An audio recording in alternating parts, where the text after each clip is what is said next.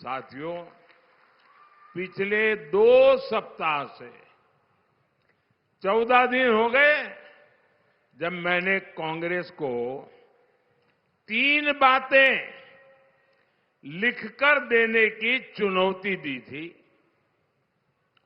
मैंने कहा था, लिख करके दो, 140 करोड़ देशवासियों को लिख करके दो कि धर्म के आधार पर आरक्षण नहीं दोगे।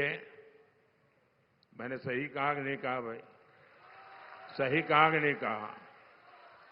मैंने दूसरा कहा था, मुझे लिख कर दो, 140 करोड़ देशवासियों को लिख कर दो, एससी, एसटी, ओबीसी का आरक्षण आप कभी भी नहीं छीनोगे। मैंने उनको कहा था कि आप देश के नागरिकों को लिखकर दो। कांग्रेस की राज्य सरकारें ओबीसी कोटे से रातों रात डाका डाल करके मुसलमानों को आरक्षण नहीं दे देंगे।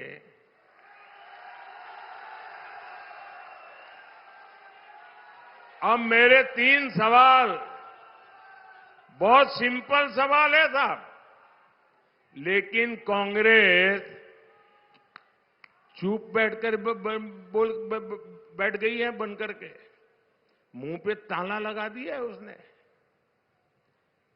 ये चुप्पी खतरे वाली चुप्पी है भाई।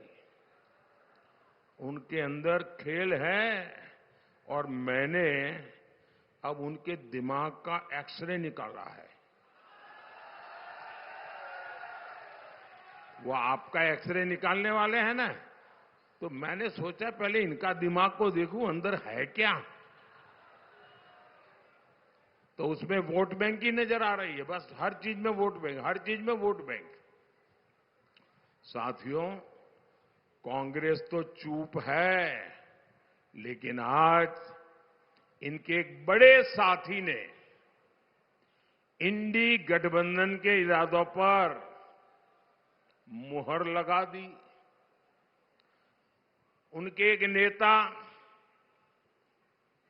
जो चारा खाने के कारण जेल में है, जो पशुओं का चारा खा गए और अदालत ने जिनको सजा दी है, अदालत ने उनको सजा दी है, सुप्रीम कोर्ट तक सबने मान्य किया कि इन्होंने भ्रष्टाचार किया है। ऐसे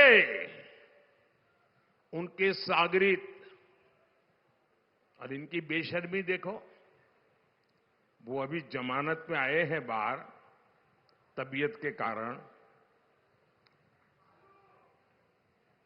जेल में कैद थे, कैदी है, गुनहगार है, और अदालत ने उनको गुनहगार बना दिया है जी।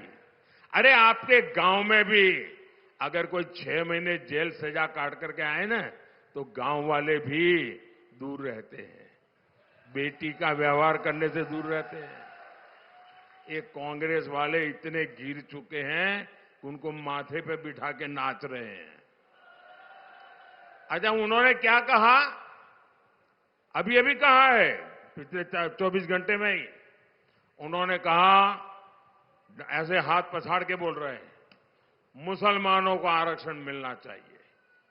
और सिर्फ आरक्षण नहीं मिलना चाहिए, वो कहते हैं कि पूरा का पूरा आरक्षण मुसलमानों को मिलना चाहिए। इसका मतलब क्या हुआ? इसका मतलब क्या हुआ?